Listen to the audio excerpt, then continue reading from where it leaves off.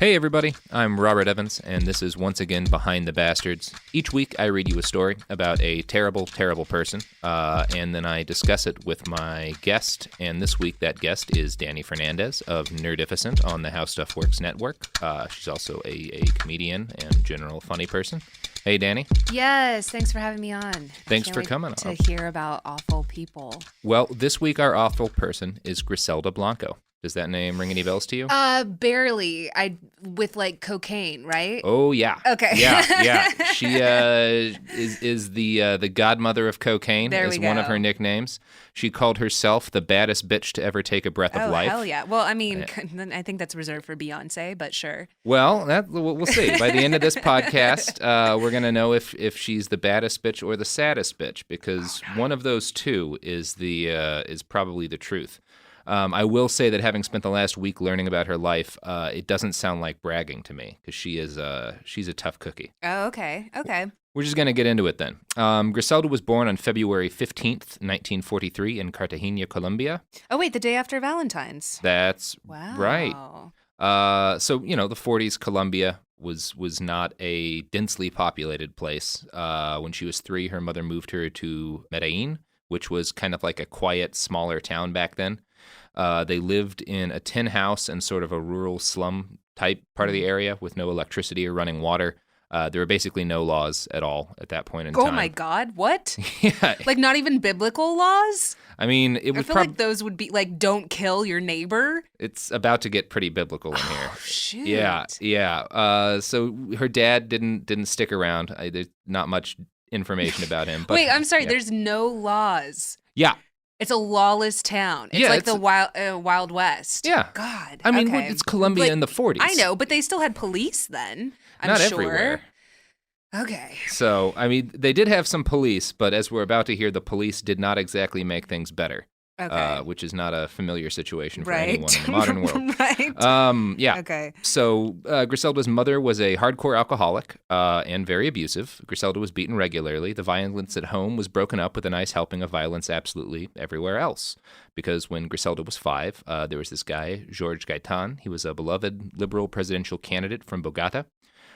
He was murdered. This sparked a 10-year civil war known as La Violencia, or the violence. At least 200,000 people died. Since a lot of the conflict revolved around local police and politicians urging conservative peasant farmers to butcher liberal peasants and take their land, La Violencia was especially pronounced in areas like Medellin. So from age 5 on, Griselda saw dead bodies on a near daily basis. She and the other local children would find the corpses of murdered people and bury them for fun. It was like a local pastime for kids in Medellin. It was just like burying corpses found in the morning. I wonder if it was like for fun. That sounds like manual labor, though. Like, well, I imagine it's like a Huckleberry Finn situation where like one kid's got to bury the bodies and he cons the others into thinking like this is going to be a great time. No, I would love it if it's just one kid digging the ditch and like 5 kids watching them do it. And just poking the stick, the dead body, like in, what is it, Stand By Me with the... Yeah. It's like that every day. Like it's an eternal Stand By Me. So yeah, when Griselda was 11, she and some other young people kidnapped a 10-year-old child from a wealthy part of town. I mean, she's 11. She's a hard 11. For whatever reason, the kid's family wouldn't pay up. So anyway, they gave Griselda a gun and dared her to shoot the child between the eyes, which she did. So she's 11. Okay. She's committed her first murder, and she did not exactly pump the brakes on life after that. So one night, when Griselda was 14 and La Violencia was winding down, her mother, Anna, started beating her, which again wasn't a super weird situation. Her mom grabbed her by the hair and punched her, then knocked her daughter down and started stomping. Griselda somehow managed to run for the door. Anna ripped the shirt off her back as she ran, and so Griselda ran topless through the pouring rain and mud all the way to the city of Medellin. From that point until her early 20s, she worked as a prostitute. Wait, okay, so she was 11, ran down topless. She's like 14 at this point. Oh, 14. She's 11 when she shoots the kid. 14, like who is taking note of this? Like who added this in her autobiography? Oh, she told this story? Yeah, she told this story to a guy. So I've used a number of different sources. There's no definitive source on her life, and there's a lot of disagreement about certain things. There's like a mix of tabloids, like The Sun, that have written stories about her, some actual journalists who have written stories about her where the details are minimal. And then there's a documentary called Cocaine Cowboys that interviews one of her former lovers, a coke dealer named George Cosby from Oakland. And she told this story to him. Oh, okay. Of her running topless. Yeah. Okay. Yeah. Because I'm like, who's taking note during this time? Like, who was out at night when it was raining and just like had their notebook open? No, it's one of those things like we're essentially taking her word for when she was born. Because I'm pretty sure in Cartagena in 43, there weren't a lot of birth certificates being issued. Although this is the 50s now because she's 14. But the 50s, she's 14. And then she became a prostitute. Yeah, she's a prostitute and she does that for 6 or 7 years. So she's drawn a hard card out of the deck of life so far. At some point during that period, when she's in her early 20s, she marries a guy named Carlos Trujillo, and she has 3 sons with him. They're all boys, Dixon, Hubert, and Oswaldo. And then Carlos died. We don't know exactly how he died. Some sources say it was cirrhosis of the liver. Some sources say they moved to New York before he died of cirrhosis. And some sources say she divorced him and then had him shot in the face for something. It's hard to say what happened. Wait, what is the New York one? Like, that has nothing to do with it. Well, they definitely moved to New York at some point. Okay. No, that was his cause of death. New York? Moving to New York. Yeah, because you were like, okay, one is that he got cirrhosis. One is that he moved to New York. Well, he got cirrhosis in New York is one version of the story. So he dies in New York is one version. She has him shot in Colombia is another. I have no idea what happened because, again, there's just a bunch of versions of her story floating around. Okay. But he definitely dies. My favorite cause of death is moving to New York. Okay. It's a kind of death. It is. Yeah. It is. It's a death of the soul. Yeah. Okay. Yeah. Sorry, continue.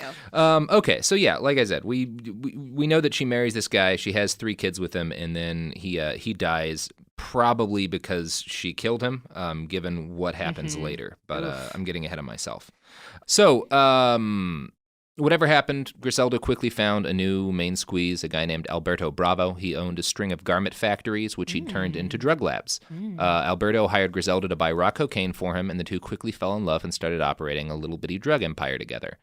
They moved to Queens because New York at the time was the world capital of buying cocaine for way too much money. What year is this? This is in like the late 60s. Okay. Their official cover was that they ran a clothing import company. They were able to undersell the Italian mob thanks to their direct connection to Colombia. In 1971, Blanco and Alberto became the first Colombians to sell Medellin cartel cocaine in the United States. So trailblazers. Yeah. Within a few months of moving to Queens, Griselda and Alberto were multimillionaires. At the height of their success, they made around $10 million a week. And this is, $10 million in 60s dollars. So they're fucking banking it.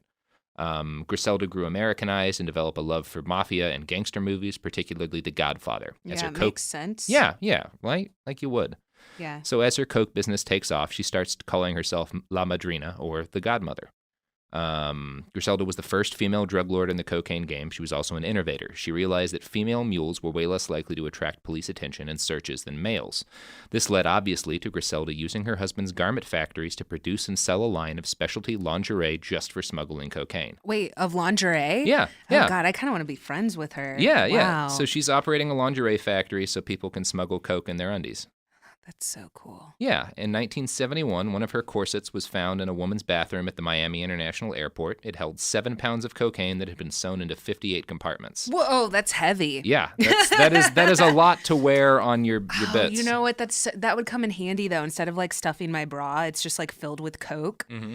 Wow. Yeah, because she is truly a pioneer. Yeah. No, she's an innovator. She's not content to just do the game as it's been done. Nobody's doing the game like that. No. No. And in 72, another of her mules gets caught with 4.5 pounds of cocaine in her underpants. Which sounds more uncomfortable than 7 pounds spread out. But yeah, maybe it was all in the butt though. Like one of my friends had like one of those butt like implant thingies, so maybe it gave it some padding. Yeah, it just looks like you have like a really nice butt. Yeah. But it's actually like $500,000 in cocaine. Oh, God, yeah. You know what? I bet that's how much Kim's butt is insured for. Like probably more than $1 million. One buttload of cocaine. Yeah. Well, probably, yeah. Mm-hmm. Yeah, because Heidi Klum's legs are insured for like $5 million or something. Still. I don't know if you knew that. No. Yeah. Huh. I wonder what the depreciation on legs is. I don't know, but your knees go to shit at some point. Yeah. But I guess she and other people like have their hair insured and stuff. Like when it's a part of your image. Yeah. You can. This is why I came on actually to educate people about this specifically. Yeah. No. Thank you for this. You're welcome. Now I'm thinking about what part of me to insure. Your beard. Really? Yeah. Thank you. You're welcome. That's you so should. nice. I don't know if you've checked out. I always tell my guy friends to go check out, like, when you're on Instagram, if you post a picture with like of your, your face and your beard and your facial hair, you can do like hashtag beard love or there's a lot of people that are super into beards right now. As they should be. I mean, I'm just in it for the love of the beard. It's not like I'm not trying to curry favor with anybody. No, but I mean, you could use it in your favor. Yeah, I mean, that's something to keep in the back pocket. Okay. Like 4.5 pounds of cocaine. Yeah. So yeah, by the early 70s, Blanco and Bravo were moving 1.5 tons of cocaine into America every month. Things were going great on the business end of things, but as is so often the case, Griselda and Alberto's relationship suffered as they saw more financial success. Oldest story in the book. Yeah. The problem started when he moved back to Colombia to, quote, restructure the business, which mostly means fucking lots of ladies. Yep. At least that's what Griselda thought. And in fairness to Alberto, Griselda had also started smoking enormous amounts of bazooka, which is just raw, unrefined cocaine. Oh, I thought it was the gum. No. She was just smoking shit, like smoking cocaine by the pound and very paranoid. God. So he may not have been cheating on her, and she may just have been smoking more cocaine than a person should smoke. And was really paranoid. Yeah, it's hard to say.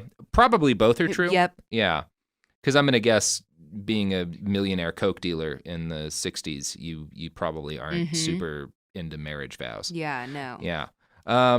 So she was so coked out and paranoid that she started keeping a fueled private jet on a 24-hour standby. This actually worked out really well for her because it turned out that a joint NYPD DEA investigation called Operation Banshee had caught onto her operation. She managed to make it down to Miami and escape to Colombia just ahead of the authorities. Most people would lay low at that point, but Griselda was still smoking unbelievable amounts of cocaine. And so she was convinced that her husband was cheating on her, and she'd also began to suspect that he was plotting against her with a little guy named Pablo Escobar. So she arrived in Medellin with the FBI right on her tail, and a team of armed goons in her private aircraft. She arranges to meet with her estranged husband out in front of a nightclub to talk things out with him. Oh, jeez. So there's a couple versions of this story as well. One of them is that she just straight up ambushes him and shoots him in the face.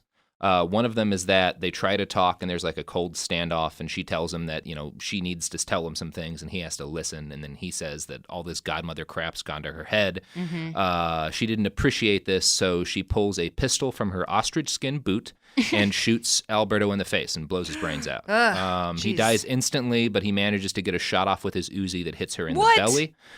There's a few variations of what happened at this point, too. Okay. One of the stories says she grabs the Uzi from his dying hands and guns down all 6 of his bodyguards while her guards are just standing there staring. Another version is that there's just a giant firefight between them and she gets dragged wounded back into the limousine and taken to a hospital where she, recovers.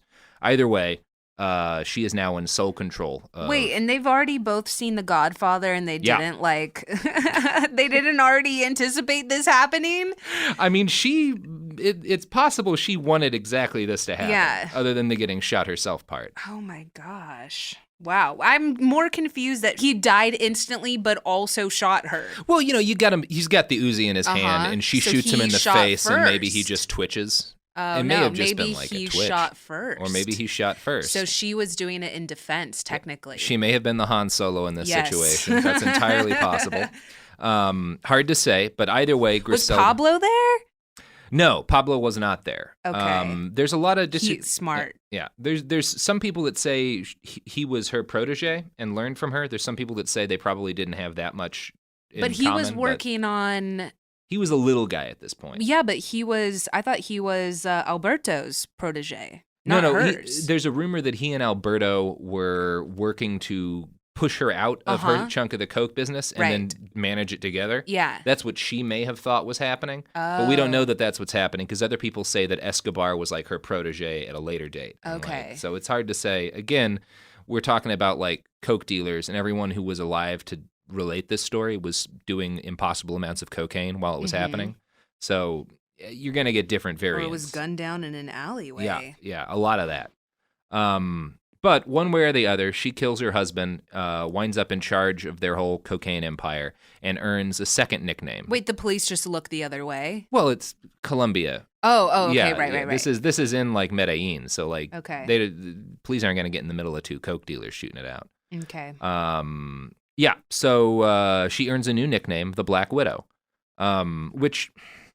So I'm of two minds of this. I feel like you have to kill more than two husbands to get the name Black Widow. That's two lives. Like, I think she deserves. You feel like two's enough of a pattern. I feel depending on yeah. I think two, you're off to a good start. Yeah, I mean she definitely earns it later on. Spoiler alert, but. I feel like, I want to wait until someone's killed three husbands before I give them that kind of a nickname. Like, if she killed her first husband, what would her name, like, husband kill, like, One husband might be a fluke. Hey, here's how I'll do it. Like, if she ate her first husband, she'd be known as a man-eater. Like, they would put that name, they would title her that and think it's, like, super quirky and, like, a news headline. Yeah, that's fair. Or whatever. Yeah. So, that's, yeah. And I feel like if you eat a person, you get that nickname right away. Okay, I feel like you got to establish a pattern with Black Widow. We don't know if she ate him or not. We don't, and it's possible she did. That wouldn't be the craziest thing that she does. People, no, I was gonna say people get hungry on Coke, but they don't. Yeah, that's kind of the benefit of Coke. Yeah. Great weight loss drug. Okay, so she's the Black Widow. Got it. So she's the Black Widow and the godmother now. She can't have both names. I see what you mean. She had something like 20 different nicknames.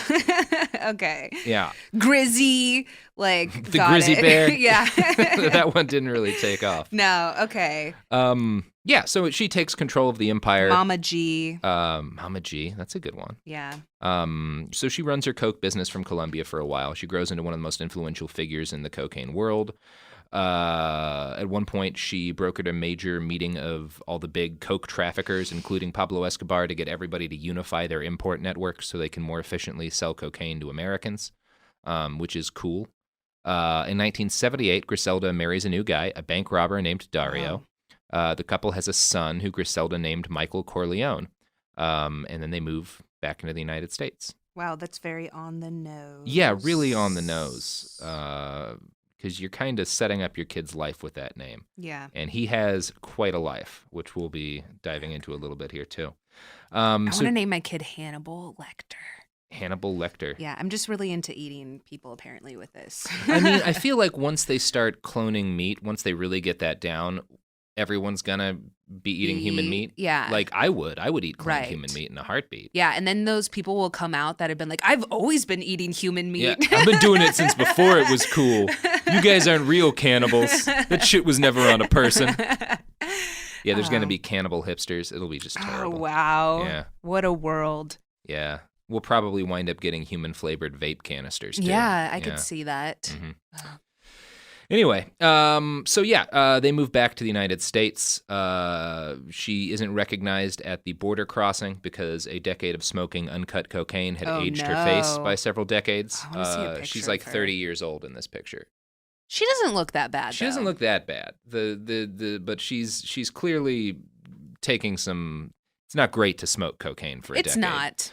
By the way, if you want to check out this picture of young Griselda, you can find it on our website, behindthebastards.com. So yeah, Griselda bought a 6-room penthouse in Biscayne Bay, which is a fancy neighborhood in Miami. What's going on with her kids right now? They're just living with her and doing some low-level coke stuff. Like, your kids you can trust if you're in the cocaine business. So. They don't seem to have ever fucked her over. So, like, she uses her kids in the business a lot, has them as, like, executives. They don't care that she killed their dad.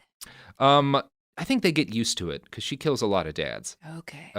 Yeah. So she settles into Miami, sets to work expanding her cocaine empire beyond anything the world had ever seen. And I think it's time to break right now for just a little bit and talk about Miami in the late 60s and early 70s. What words come to mind when you hear the name Miami right now? Oh, Pitbull. Okay. Let's see. Beaches. Good food, good architecture. You have a really positive attitude towards Miami. You know, I love my fellow Latinx people that live there. So yeah. See, Vice is the first name in because I watched a lot of Miami Vice. Sunwrecked Swamp of Madness might be another. I haven't had good Florida experiences. Okay. Yeah. Mm-hmm. But rural Florida is more where I've been, and it's that's rough. It's just Oklahoma too. It is, yeah. So yeah, once upon a time, Miami was a nice, quiet town on the coast. There weren't any big buildings, no skyscrapers. In the late '60s and early '70s, there was very little going on. There was just a single police car patrolling the city at night, even though the city was the size of Rhode Island. So there was also very few young people in Miami. It was basically a collection of Art Deco buildings and shirtless elderly men with zinc cream on their lips. Mm-hmm. There's a wonderful photo article in the Washington Post about this time called 1970s Miami Beach Culture, All Quirk and No Vice. We'll include a link up on the site, but I've curated a couple of photos from it just to give you an idea to sort of set the mood. So you get a couple of old people. This is still what it's like sitting there. Yeah, and then there's the picture of the guy with the zinc cream on his lips, which is like a thing old men used to do because like they didn't have sunscreen, but it just makes them all look creepy as hell.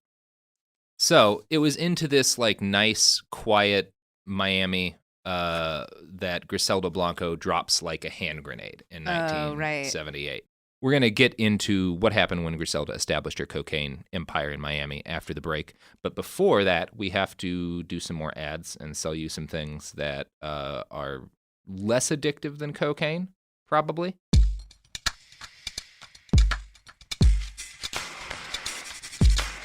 So we're back. We're talking about Griselda Blanco, who has just moved to Miami in '78 to establish her cocaine empire.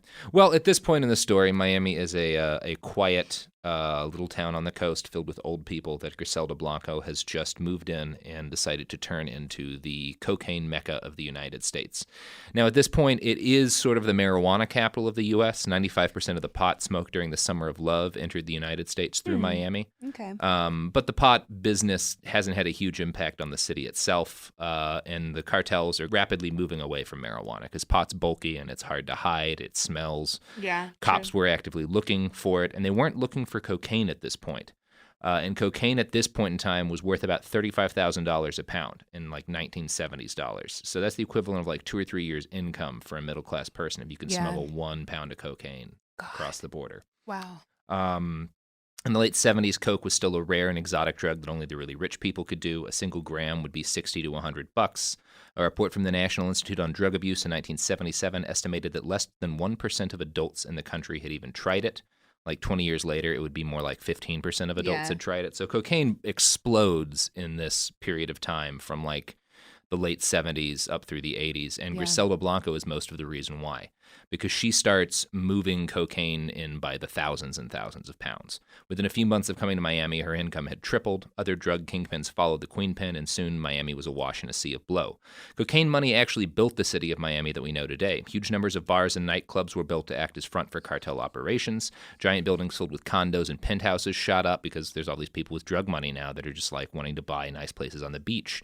Banks who were willing to look askance at a little blow got rich beyond their wildest dreams and also bought giant skyscrapers to house their growing operations. Why aren't we doing this now? I feel we could help our economy. We're just getting super into coke. Well, we're doing this now with pot in the Northwest. So there's all these little towns in Oregon that were like just a stop on the road 5 years ago that are now filled with money and rich people and buildings because like the fucking pot industry moved in. Yeah. I don't feel like we're doing that here. Like I don't think people are making a ton off of pot here in California. Well, no, because California, you can get what, $800 for a pound of weed here? Like whereas, you know, in the parts of the country where it's still illicit, it still goes for a couple of grand. Oh, so wait, so they still have to hide it kind of out there? Most of the growers you're going to meet, some of them are fully legit and they just sell within the state or within like the legal states, but a lot of them will sell a little bit legally to sort of cover their operations and then will sell a lot more in parts of the country where like it's, you know, that's where pot comes from is the Northwest. Okay.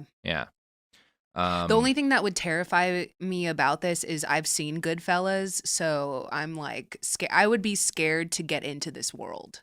Oh, it is a scary world. Because you're gonna die. Yeah, yeah, and the pot industry right now has some ugliness to it, but the cocaine era it was unbelievably. You know what? At least pot chills you out. Yeah. Yeah. So your competitors, you're all chill, and you might end up like meeting up to fight, and then you smoke together. Yeah. Whereas coke people are so angry, been around coke heads. And once they start doing more coke, it's not going to calm them down. Okay. Yeah. So this leads to a period of time called the Cocaine Wars, which were largely focused in South Florida.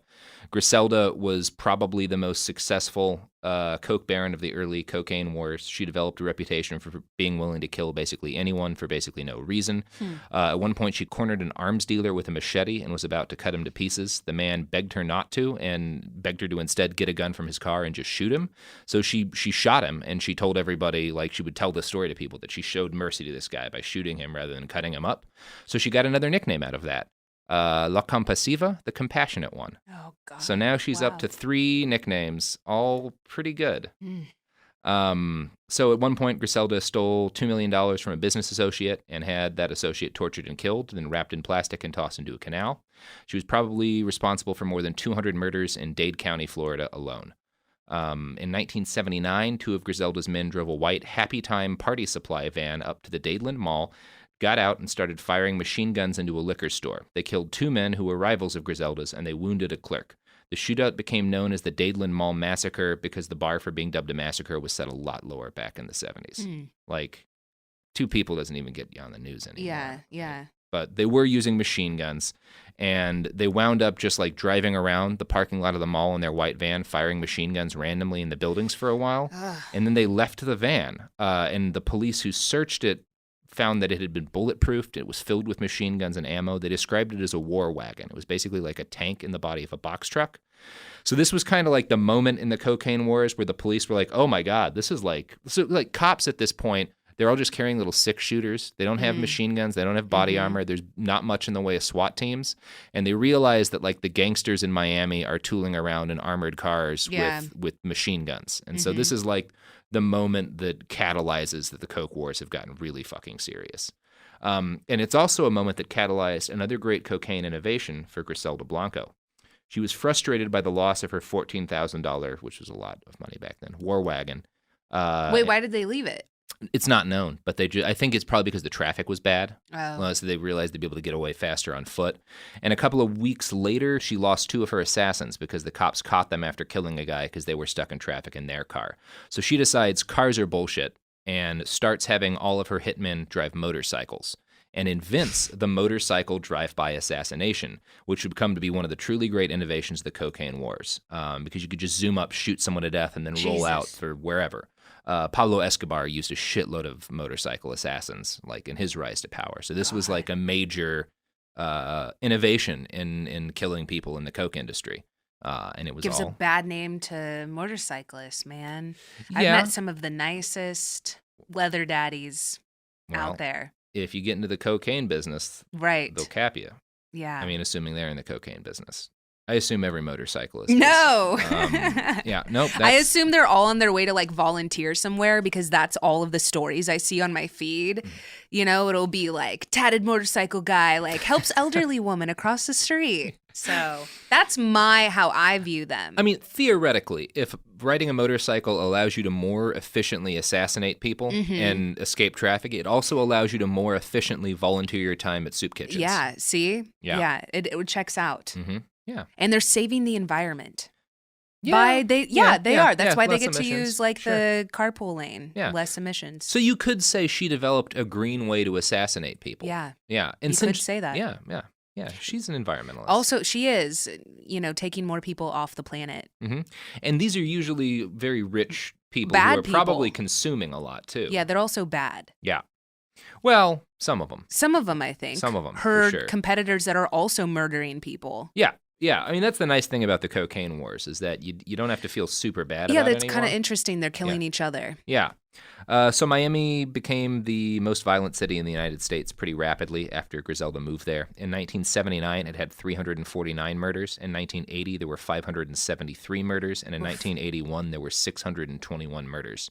So many people were dying that the coroner's office ran out of space to put the corpses. The medical investigator had to lease a refrigerated truck from a Burger King for $800 a month so they'd have enough space for all the bodies. That's super dark. Yeah. That's super dark. That's like, a problem. Not only dying, but having to stay in a Burger King. Yeah, not even McDonald's. Yeah. Because back then, McDonald's was huge. Like staying in the second-rate refrigerator. God. Yeah, that's a bummer. And it's also just like if you get up in the morning and read the news. At least put me in an In-N-Out. You want to be frozen in an In-N-Out? Yes. Yeah. Definitely not Arby's. I'm sorry, Arby's people. Maybe, you know what, a Dairy Queen would be chill. Yeah. I mean, man, think about like getting up in the morning. Like that's one of the signs to move out of a place is you get up and you read that like we don't have room for all the dead people. Yeah. Like, all right, I'm leaving. So the head of Miami's Police Benevolent Association warned that the criminal justice system could no longer protect people and urged citizens to arm themselves, which, again, not a great sign.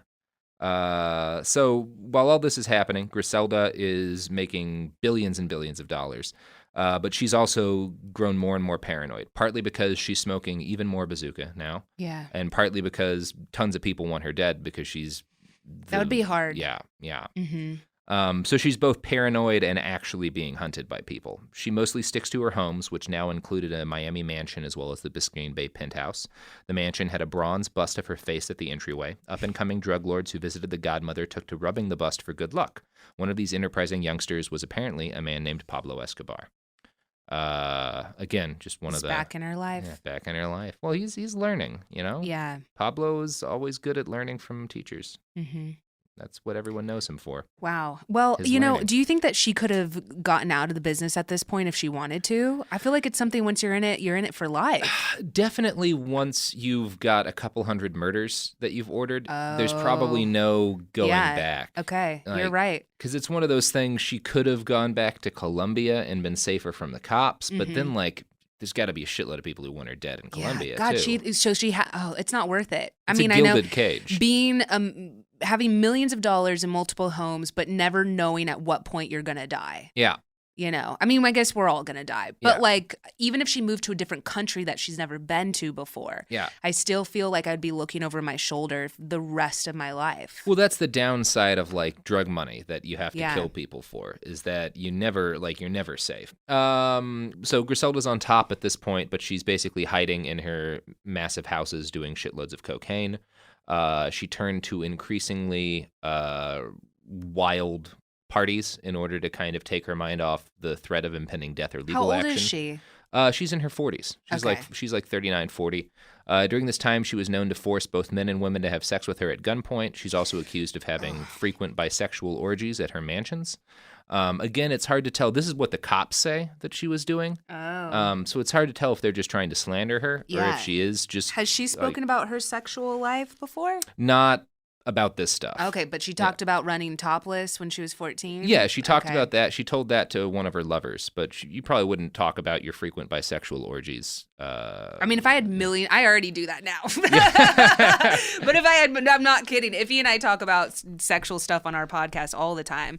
But we're also in 2018 where we're allowed to. Exactly. So I hear we're both millennials. So I hear frequent bisexual orgies now, and there's nothing bad about it. But in the set, they clearly meant it as a slur when the cops released all this. Yeah. Now everyone's going to think I have orgies. I haven't. Yeah, but, and it's on my to-do list. And I want to make it clear that Behind the Bastards, the show, has nothing wrong with frequent bisexual orgies. No, but I get what you're saying, at the time. The cops were trying to slander her. Maybe she did this, maybe she didn't. So they used that as opposed to, like, murdering 100 people. So instead they use, like, but also she's bisexual has sex parties. Oh, man. This is America. We're always more scared of sex than violence. Than murder. Yeah. I hear you. We're great at violence. Mm-hmm. We're not good at, being healthy sexually. It's like she's murdered people, but also she's not a lady. But she fucks weird. Yeah. But also she's not Christian. Okay. Wow. So she's a billionaire now. She's indulging in rich people passions, buying lots of dumb, expensive stuff. Griselda Blanco purchased a gold-plated MAC-10 machine pistol with inlaid emeralds. She owned a set of Eva Perón's pearls and a tea set that had once been property of the Queen of England. So she's like buying crazy rich person stuff and having parties, which is what you do if you're a billionaire and wanted by a bunch of criminals. Yeah. Her third husband, Dario Sepulveda, started spending more and more time in Colombia in the early 80s. Griselda eventually learned that he was cheating on her, and she did the thing she always did. Why? Yeah, exactly. Your wife's name is the Black Widow. Don't fuck with her. Oh, man. What if they're, like, terrified, so they're, like, confiding in the arms of another because they're so scared that they, like, have an emotional partner, you know, like emotional cheating, and then she kills them. And then well, yeah, you've kind of anticipated what's about to happen. She hires a bunch of assassins to dress as police officers, pull over Dario's car, and machine gun him to death in Medellin. Her son, 5-year-old Michael Corleone, was in the backseat of the car at the time. Having people killed next to their kids was kind of a pattern for Griselda. In 1982, she tried to kill a rival coke dealer, Jesus Castro, for making fun of her son's butt, I think. Her assassins had missed Castro, but hit and killed his 2-year-old son, who was also in the car. Oh, no. In 83, she had a married couple murdered while their children were in the adjacent room.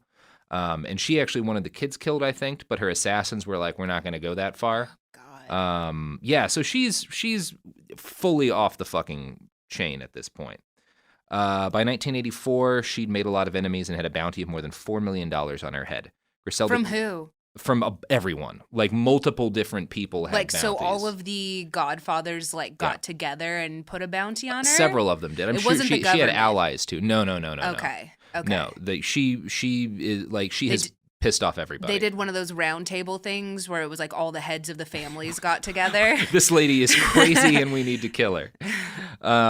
She claimed that she loved being at war, but repeated attempts on her life finally convinced her to flee Miami for Irvine, California. Oh, God. The real place to die. Yeah, it's fucking...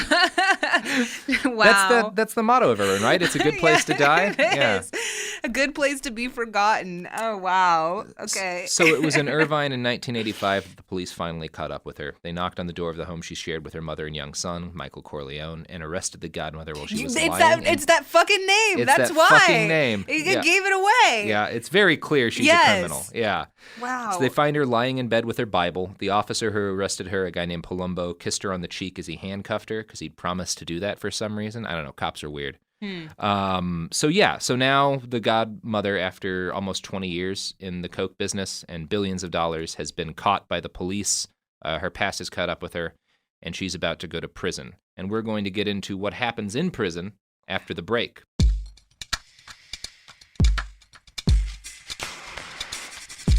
And we're back. We're talking about Griselda Blanco. She has been arrested in 1985. The police had a very strong case against her. They were able to get her locked. Being bisexual. Yeah, exactly. They locked her up for being bisexual. But yeah, they were able to get her in prison for like a decade or so, but they didn't have quite enough to put her away for life because, she was smart. She keeps her. Yeah. Their hope was that while she was locked up, they'd be able to dig up enough dirt to convict her of murder. Griselda wound up taking like a special plea deal to get her sentence locked in at 20 years, which was a pretty good deal considering the 200 to 250 murders the state blamed on her. But she's behind bars for a while now. Her arrest and the subsequent revelations about her life of crime were big news. She became known as the Queen of Cocaine and the subject of many lurid daytime TV news profiles. And one man, a street-level coke dealer from Oakland named Charles Cosby, saw one of these daytime TV things and became obsessed with the Queen of Cocaine. He happened to have a connection to her in prison, and so he wrote her a note. Quote, "Godmother, I think you're the greatest queen to ever sit on the throne. I've admired you ever since I first heard of you. I appreciate you and I salute you for being a real woman." Unquote. I'm not going to lie. That sounds like some of the DMs that I get. I'm not kidding. I will show you after this. It'll be like, some guy called me my beautiful sweat queen. I think he meant to say sweet. Sweet queen? Yeah, and so I like screenshot it. I cut out his name, whatever. He didn't deserve that because he was a rando and I get a lot of random creepy dudes. But it was like my beautiful sweat queen. And then I just asked everybody to start calling me that. My beautiful queen, your gorgeous eye, like, oh man. I feel like Sweat Queen is a solid like yoga shirt. Sweat Queen. You're right. Yeah. You're right. Yeah.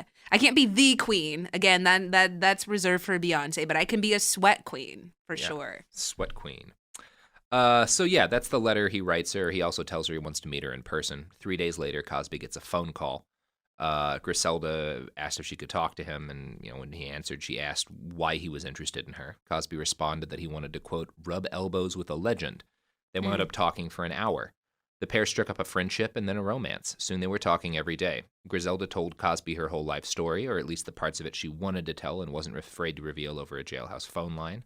The version of her story we hear from him is a lot more sympathetic. For example, the guy that she had shot in front of her son, she claims it was because he'd kidnapped her kid. Mm-hmm. Okay. And the other is that she just thought he was cheating and murdered a third husband.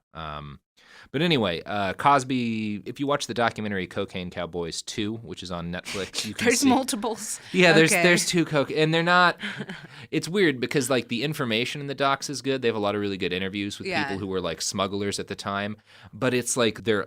hideous is the only way to describe it. Like the editing and the art is just the worst. Okay, yeah. Maybe I'll watch it. Maybe I'll audio. Yeah, you can. I'll be like cooking in the other room and can hear it. It's the perfect documentary to cook while it's on somewhere else and you're not looking at the screen. That's what I do most of the time when I'm watching something. Yeah, it's like I'm gonna answer my emails and just casually have this season on in the background. Yeah, like the second one deals more with Griselda's life and it animates stuff like that time that her mom attacked her and she ran topless through the night, but it does it in like the grossest way possible where it's almost like this is like fucking porn. Like what were you thinking in putting this together?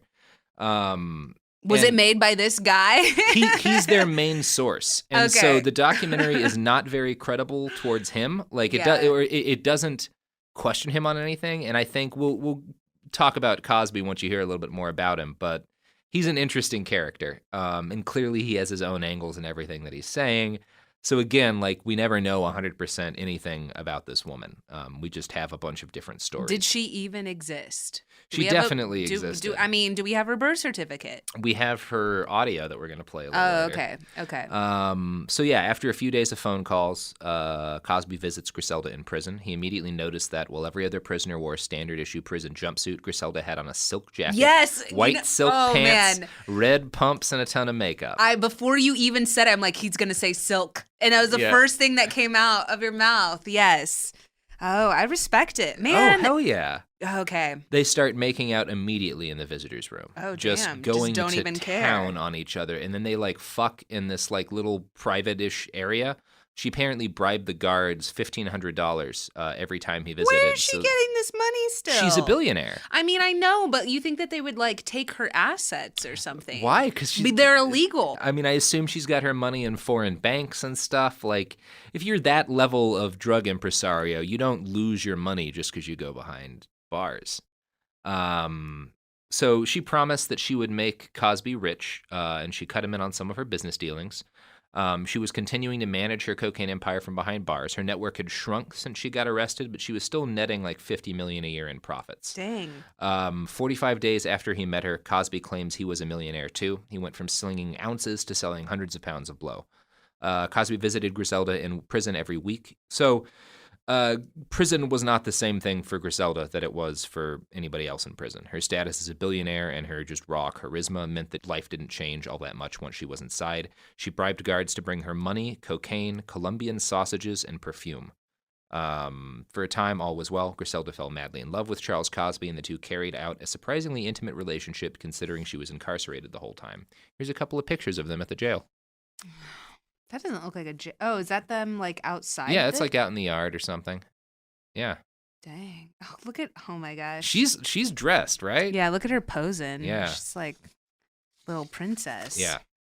So we'll have those pictures up on our website, behindthebastards.com, so you can see Charles Cosby and the cocaine godmother just sort of having a nice little picnic at prison.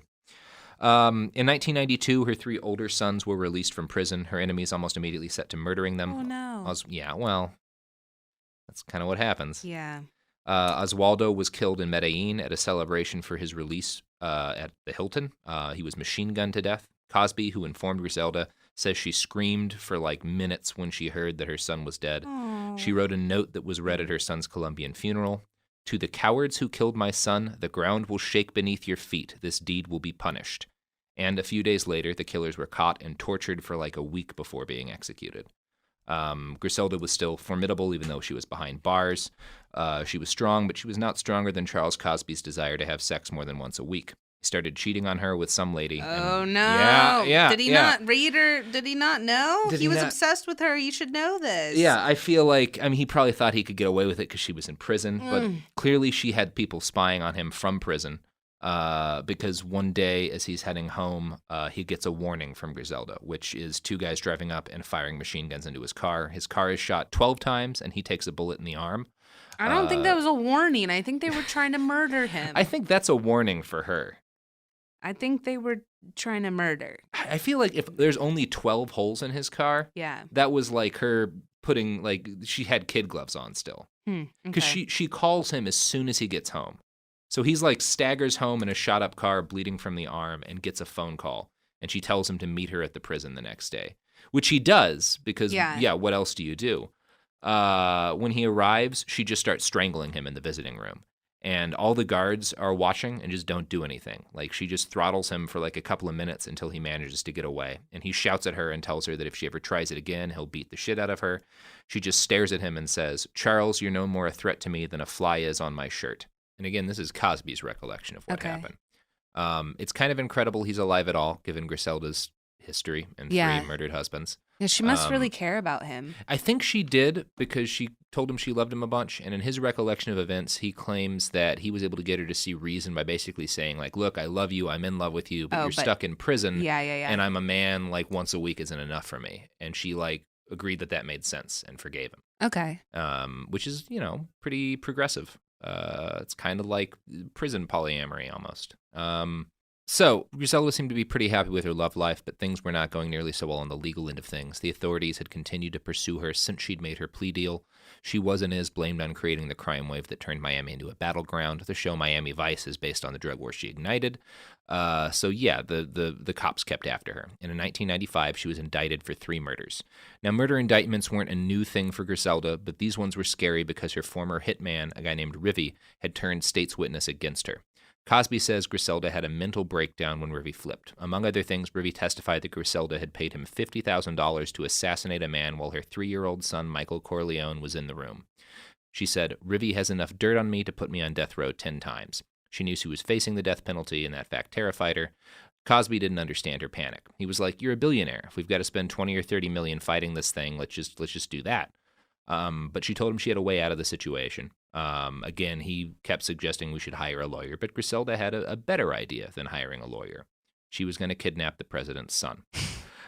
So she told him she needed a favor. The president of the United States? Well, a president of the United States' son. She told him she needed a favor, reached into her brassiere, and handed him a piece of paper that had JFK 5MNY written on it. She told her to get him to give it to an associate of hers. Cosby asked what the paper meant, and Griselda said, "We're going to move against Kennedy." "Who?" "You know, the president's son. We're going to kidnap JFK in New York, and we're going to give $5 million to the kidnappers." So she's decided to kidnap JFK Jr., the son of the murdered president, who at this point is kind of like a playboy socialite living in New York City, by throwing him into a van and then ransom him for her freedom. He'd be released once her plane touched down in Colombia. Cosby flew to New York with 4 Colombians and $100,000, ironically landed in JFK Airport. They bought a van and nice clothing and started stalking JFK Jr. That's hilarious. She could have just used millions of dollars to bribe all the jury and just hire fucking what's his name, the crazy haired guy who got lawyers. Yeah. What's his name off? OJ off. Yeah. That guy was still alive back then. He could have done it. Wow. But no, she decides to kidnap the president's son. So apparently the 3 kidnappers got close enough to do the deed at one point, but a random police car happened to pass by and they lost their nerve. What happens next is a little bit unclear. He's also one of the most watched people. Yeah. As opposed to kidnapping somebody else. You're kidnapping somebody that has constant security. Well, he apparently didn't have bodyguards at this point. So he was how old was he? He was I think he was in his 30s. Okay. Early 40s. He didn't live that much longer after this. I know. Because of the plane thing. But yeah. So Charles Cosby claims that he realized kidnapping the president's son was a bad idea, but that he was willing to do it for her. And then the plan got spoiled because of a phone conversation that they had. This conversation, actually, which is where you'll get to hear Griselda Blanco talking to Charles Cosby about the JFK kidnapping. How are you? Oh, man, I'm doing too good, man. Yeah. How's Michael doing? Michael is in Colombia now. I got something to give you and Michael, too. So is the JFK plan still together? Uh-huh. Oh, that's good. I'm glad to hear that, But you be sure to be careful though, you know. Be careful for what? I mean, just always know what you're doing ahead of time, you know. I love you too. Oh, you do? I remember you today, tomorrow, and forever. Oh, that's good to hear. I love you so much. I love you too. Yeah, but I love you always, okay? More kisses, okay? Okay, Griselda. Okay, baby. Okay. Bye. So that sounds to me like he's trying to set her up to admit something about the jet. Probably, just like the way his voice sounds in that. So there's a couple different versions of the timeline. Cosby claims that he flew back to California and had this phone call with her, and then the police were at his door because they realized something was going on with JFK. He got subpoenaed and he was forced to testify. The more likely thing is that Cosby flew straight to Miami and got in connection with the police who were investigating Griselda and set this all up so that he could turn her in to try to get free from a shitload of crimes that he committed. Yeah. And I think that's what happened. So prosecutors at this point are pretty sure they've got Griselda dead to rights. Both Cosby and her former hitman were willing to roll on her for a litany of horrific crimes. But then during the deposition, Cosby got up to go to the restroom. While he was walking back to the room, he claims he was approached by one of the secretaries from the Major Crimes Division of the Dade County Prosecutor's Office. And I'm going to play a selection from the documentary where he explains how this interaction went down. As I'm leaving the bathroom, I almost bumped head on into a secretary. She was, a nice-looking lady.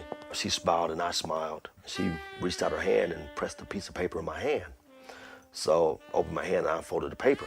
It basically said, "Charles, I think you're cute, and I would like to meet up with you later at your hotel." So I smiled, I winked my eye. You know the number, you know where I'm staying at. She walked off, her little slim ass switching down the hallway in her skirt. So I laughed to myself and I went back to the prosecution's office. So he claims she visited him at his hotel later that night and they had sex. Okay. She swore him to secrecy, but 6 months later, it turned out that this secretary had also started a phone sex relationship with Rivy, the cartel hitman who was the other major witness against Griselda. Here's how a book, and this is, again, this is very weird and complicated. Yeah. But basically, both of the state's major witnesses have now engaged in a sexual relationship. With the same person? Yeah. Okay. Well, and Rivy is engaged in it with two secretaries. Okay. Phone sex. Here's how the book Queen Pens describes what Rivy did with the two major crime secretaries. Fancying himself an artist, he sent the secretaries pencil sketches of flowers and cute hand-drawn Garfield the cat sketches. As opposed to actual flowers? Okay. Well, I mean, he's in prison. Oh, yeah, he could still get them ordered. Yeah, he but could continue. get them ordered. Yeah, and Garfield the cat sketes. Mm-hmm. That's the most romantic cat. I mean, is it? No. Yeah. What's more romantic than Garfield? He's like a depressed, snarky, yeah. Yeah. Okay. But well, yes. You're criticizing this guy's game. But clearly it worked. He would also give the secretaries money to buy gifts for themselves. In return, they made arrangements for his wife to visit him in jail where she got pregnant. The secretaries were apparently in love with Rivy. One of them described the cold-blooded killer as a sweetheart. That's another quote from Queen Pens. Another secretary set up like a Thanksgiving dinner to be delivered to his jail cell. Eventually, they started having phone conversations that were straight up pornographic. And two secretaries were eventually suspended for having phone sex with Rivy. Then the prosecutors found out that Cosby had also had sex with one of these secretaries. And so that basically meant that neither of these guys could deliver their testimonies for the state. They'd been compromised and they were no longer credible.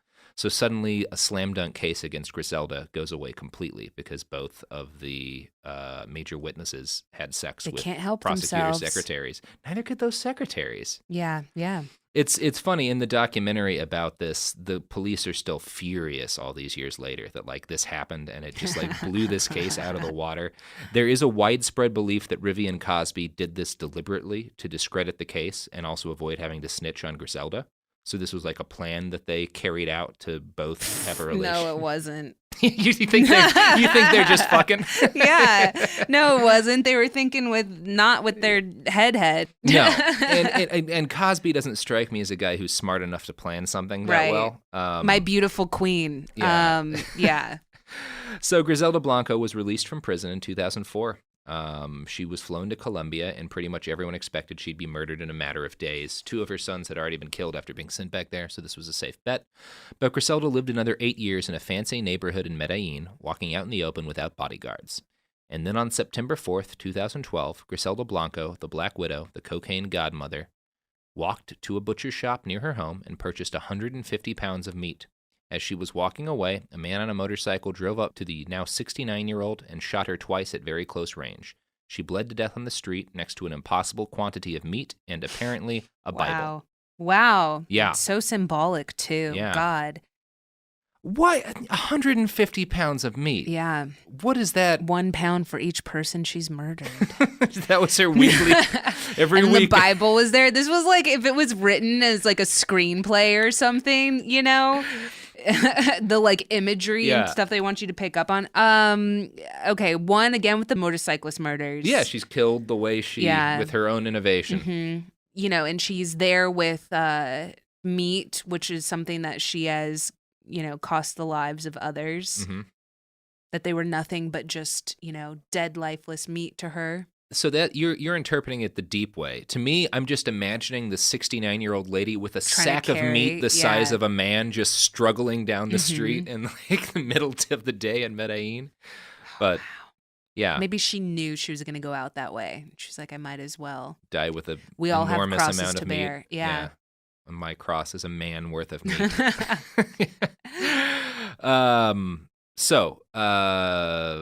Yeah, it's probably worth including a little. That doesn't really even make sense because she should have servants with the amount of money she has. You know, she was with like I think one of her nieces or something like that. Yeah. But it's still was her niece watching her carry the 150 pounds by herself. There's no details on that, but I hope that was like it wasn't even broken up. It was like she was carrying the full load. I just can't imagine her having all that money and like even my family in like Brazil, they have like servants. So I imagine that she would have a full class of, you know, but it's kind of a thing. And I think this happens sometimes to people who like grow up super poor and then get rich where like you kind of want to do some things yourself. And maybe she had a bronze thing of her own face. But that's just bragging. Yeah. I don't know if I agree with that, but well, and I don't know. It may have been like the stories just say she bought 150 pounds of meat, so maybe it was going to be sent to her house or something. Oh, maybe she didn't even have it with her. Yeah, I'm just choosing to believe. Why would they include that in the story? I don't know, but I had to once I read it was 150 pounds. No, That's I'm saying why meat. would they include that in there if she didn't die with it? It was like she made some layaway order to be delivered at a different date. Well, I don't know that that's what she did. I just know that her last act in life was buying 150 pounds of meat. And carrying it with her. No, and I choose to believe she was carrying it over her shoulder with a giant sack. Yeah, and her Bible in another hand? Yeah, the niece or whoever who was with her says that she had a Bible in her hand that she clutched to her chest as she bled to death. But again, that may just be something one of her family members threw in for some extra color. Right. And she had her full rosary with her, and she was on the 10th one when she passed. Got it. Yeah. It's probably worth including a little postscript about her kids. As I said, 2 of them died in the cocaine wars. Michael Corleone, the youngest, stayed in the United States after his mother was released from prison. He never returned to Colombia because 2 of his brothers had died doing exactly that thing. So from age 12 on, he was raised by a series of legal guardians that he picked himself. He would just find people that his mom had worked with and say, I'm going to live in your house and I'm going to pay you rent and you're going to be my guardian. Cosby claims that he took care of Michael Corleone while Griselda was in prison. Michael, for his part, says Cosby is a liar and the whole JFK scheme was also a lie that he made up so that he could sell Griselda out to the police and avoid murder charges for shit he'd done. The police aren't saying either way, so we'll never know. But Cosby's a free man today, as far as I know. An FBI report released after Kennedy's death does show that agents couldn't prove that there'd ever been a threat against him, but that doesn't mean one way or the other that it wasn't real. Michael and his mother kept in touch after her release, although he never saw her again because, Colombia was a death trap for him. On May 12th, 2012, a couple of months before his mom was killed, he was charged with trying to buy 5 kilos of cocaine from an undercover cop with $10,000 cash, a motorcycle, and a diamond-studded necklace with the phrase "Kill all rats" written into it. He seems to have gotten out of any serious trouble, though, because he's a free man today and active on Facebook. He's out of the cocaine game, but today he sells a different drug. Can you guess what kind of business he's in now? Love. No, I'm just kidding. No, he sells vape products. Wow. Yeah, under the Pure Blanco label. And his vaporizer products are like packaged in like a little box that looks like a kilo bag of cocaine, kind of. I thought you were going to say that he's like, and now you can catch him on Tinder, which people have. I'm sure you can. Wow. So I'd like to close this episode by reading his latest post from April 30th. To everyone that has been asking, yes, this is our official product, and we have invaded the market. We have all certifications and thorough testing of our product, like Griselda used to test that Pure Blanco. Nothing but the finest on this side. You want to buy some, DM us. You want to distribute for us, DM us. Salute our business partners at Wake and Vape. We about to blow this up. Pure Blanco is also a lifestyle clothing brand. You can visit their website, pureblanco.com, right now and order Griselda Blanco-themed hoodies and T-shirts. I mean, I hope they're paying you for this ad because maybe they'll hit you up and send you some stuff. I will take anything Pure Blanco wants to send my way. I feel like it's one of those things. I kind of want to make fun of Michael Corleone, but he's had like his dad and a bunch of people murdered in front of him. Like, right. And his name is Michael Corleone. This seems like the best case scenario for him. Yeah. That he sells vaping products and hoodies. So that's like that's like naming, like being a sailor or something, naming your son Jack Sparrow, or just going through the rest of his life as Jack Sparrow. It's so weird to me that someone like her would be like everything, like her whole life, like every year something happened to her that was crazier than anything that went down in The Godfather. Yeah. And like she still was drawn enough to that movie to name her kid. I know. After that. That's weird. That's funny. Yeah. Yeah, I guess aspirational. Griselda Blanco. I still need the bra with the cocaine in it. That's, oh, God. I'd be wild at parties. So do you think the two different versions of her that are in my head right now are either she's like a stone cold sociopathic badass, which is what I thought when I first started reading about the shit she did. But like the more I got into her story and like hearing her actual voice, I feel like she was just a person who got into a really ugly line of business and like was smart, but always just sort of acting out of fear to not get killed herself. I don't know if she was like without emotions. Yeah. She kind of reminds me of like a Walter White-esque person where it was like she kind of fell into this and then has definitely murdered people. A lot of them, yeah. But also kind of like probably still has feelings for, you know, the family members and loved ones and things like that, where she's not just completely cold-blooded. Yeah, it's not like a dial tone inside, but she's just able to like switch into murder mode when shit gets real. Yeah, when she feels threatened. Maybe it was something that she felt like she had to do. Yeah, because that call between her and Cosby, like, she sounds almost like genuine, like desperate in her need. I don't know how I would be as a woman back in that day, because I can't imagine someone telling me no, and I'm sure that she heard that constantly. So, you know, maybe she felt like she had to be this badass in order to be successful, and she was like one of the most successful women, even though she murdered a bunch of people. Yeah. And for someone who was born dirt poor and had to work as a prostitute on the streets in order to make ends meet, to go in like the space of 5 or 6 years from that to a billionaire. Yeah. Like she, like clearly if she had grown up in another time and had access to like more opportunity, she could have been running Microsoft or whatever right now. Like she's got that combination of business smarts and ruthlessness that you need to succeed in capitalism. There was just no legal avenue for it. Yeah, I always think it's fascinating too to look at, because there's so many murder shows, I feel like true crime that look into true crime. But as far as the psychology of like, would we do that if we had $1 billion? Like just get people we didn't like murdered. You know, this sounds really dark, but I do think it's like whenever they do those college studies and they like give these college students like literally 10 hours of power and they all want to kill each other. So it's like just looking at human nature instead of looking at it as like she's a horrible, ruthless person, which she was ruthless, but like also looking at what would the average human being do if they had $1 billion? And we're also smoking pounds of uncut cocaine. Yes, exactly. Yeah. So you're like highly stressed out, rage. Yeah.